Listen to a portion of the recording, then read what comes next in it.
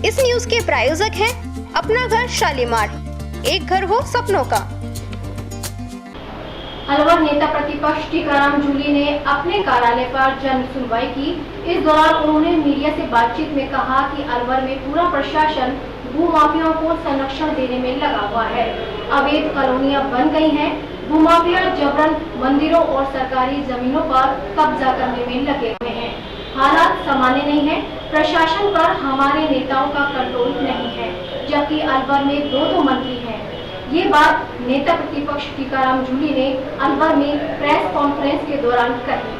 अलवर में सरस डेयरी को चुनाव को लेकर नेता प्रतिपक्ष ने कहा कि पहले प्रशासन समर्थित चेयरमैन अच्छे से काम कर रहे थे, लेकिन उनको हटाया गया। केंद्रीय मंत्री अपने पीए को चेयरमैन बनाना चाहते हैं। सुना है उनको किसी समिति का अध्यक्ष भी बनाया हुआ है, इसलिए अलवर में तुरंत चुनाव कराए जा रहे हैं। जबकि राजस्थान में कई जगह डेयरी चेयरमैन नहीं है। 2 दिन पहले डेयरी चेयरमैन के चुनाव का समय निकलने के बाद नामांकन भरने की कोशिश की गई। अब दूसरी तारीख भी घोषित कर दी गई है। जूली ने कहा, डेयरी के चुनाव सही नहीं कराए गए तो कोर्ट में जाएंगे। हमारे लोग पहले नामांकन करने चले जाते तो आगे उनको फॉर्म कैंसिल कराए जा सकते थे। जूली ने कहा, अलवर में ऐसा लग रहा है कि पूरा प्रशासन भू माफियाओं को संरक्षण देने में लगा हुआ है। जगह जगह अवैध कॉलोनियां बन रही हैं।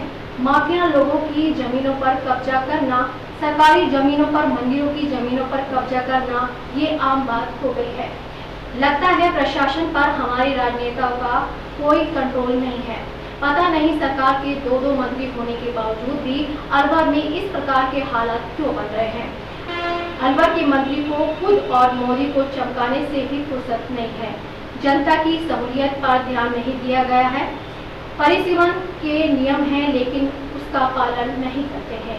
नेता प्रतिपक्ष ने कहा कि वोट चोरी कर लोग सत्ता में बैठ गए हैं। कर्नाटक में 1 लाख वोटों का फर्जीवाड़ा हुआ, जिसके सबूत राहुल गांधी ने दिए हैं। दूसरे एक जिले में 6000 से अधिक वोट काटे गए। ये सब तथ्य के साथ राहुल गांधी ने जानकारी साझा की है।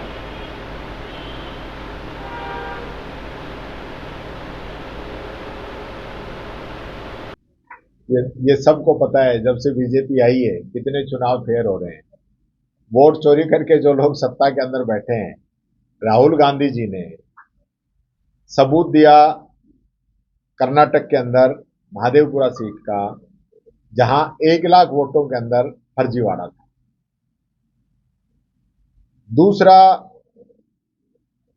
कर्नाटक का ही जो दूसरा अलांत करके जो जिला है, वहां का दिया 6000 से अधिक वोट काटे गए। लेकिन आपका कांग्रेस का विधायक, हाँ, हमारा तो इसका मतलब ये थोड़ी है कि नहीं, वही तो बात है। ये बीजेपी की भाषा है। राहुल गांधी जी ये नहीं कह रहे। कोई सवाल कर रहा है तो बीजेपी की भाषा हो। हाँ, बीजेपी के लोग भी यही तो पूछ रहे हैं, वहां कांग्रेस जीत गई, कांग्रेस जीत गई तो सवाल क्यों उठा रहे हैं। बात मैं ये नहीं कह रहा कांग्रेस हारी है, कांग्रेस जीती। मैं तो ये कह रहा हूं राहुल गांधी जी ने जो बताया कि वोट फर्जी तरीके से काटे गए हैं, तो कांग्रेस जीती तो सवाल ही क्यों उठा रहे? हो सकता है ज्यादा वोट से जीतती। बात हार का या जीत का नहीं है, बात सिस्टम की है। जब नियम है कि कोई दूसरा आदमी वोट नहीं कटा सकता, तो वोट कैसे कट रहा है। चुनाव आयोग ये कह रहा है कि ऐसे वोट नहीं कट सकते, और यही बात राहुल गांधी जी कह रहे हैं कि ऐसे वोट नहीं कट सकते पर कटे हैं। तो कटे हैं तो क्यों कटे हैं, किसने काटे हैं, किस मोबाइल से कटे हैं, किस आईपी एड्रेस से कटे हैं। वो सारे जो मोबाइल नंबर हैं वो कर्नाटक से बाहर के हैं। तो ये तो जांच होनी चाहिए, इसमें क्या दिक्कत है। इसमें तो बीजेपी का पेट नहीं दुखना चाहिए, चुनाव आयोग का भी नहीं दुखना चाहिए। अदालत गए हुए हैं, केस चल रहा है वहां की कर्नाटक के जो बीएलओ थी, उसके परिवार का ही वोट कट गया था। तब बीएलओ ने पूरी जानकारी की और जहां से नाम कटे तो उनके खिलाफ एफआईआर दर्ज कराई, और उसकी जांच वहां की सीआईडी भी कर रही है। सीआईडी 18 लेटर लिख चुकी है चुनाव आयोग को कि हमें इसकी जानकारी दीजिए कि ये नंबर कौन से हैं जिनसे वोटों को काटा गया है। अब वही चुनाव आयोग नहीं बताए तो फिर बताओ। मैं पिछली बार आप ये तो मीडिया को पूछना चाहिए चुनाव आयोग से। मैं फिर कहना चाहूंगा, 1 मिनट लूंगा इसमें। मीडिया पूछे चुनाव आयोग से कि ये राहुल गांधी जी ने जो कहा है ये सही कहा है गलत कहा है। अगर सही में वो वोट कटे हैं तो किसके कहने से कटे हैं ये तो जांच करे सरकार, चुनाव आयोग जांच करे। अलवर के अंदर जिस प्रकार से ऐसा लग रहा है कि पूरा प्रशासन इन भूमाफियाओं को संरक्षण देने में लगा हुआ है, जगह जगह अवैध कॉलोनियां बन रही हैं, और जो माफिया हैं वो चाहे नौगांवा की बात करें, चाहे अलवर की बात करें या आसपास के अन्य इलाकों की बात करें, लोगों की जमीनों पे जबरन कब्जे करना, सरकारी जमीनों पे कब्जा करना, मंदिरों की जमीनों पे कब्जा करना, ये आम बात हो गई है।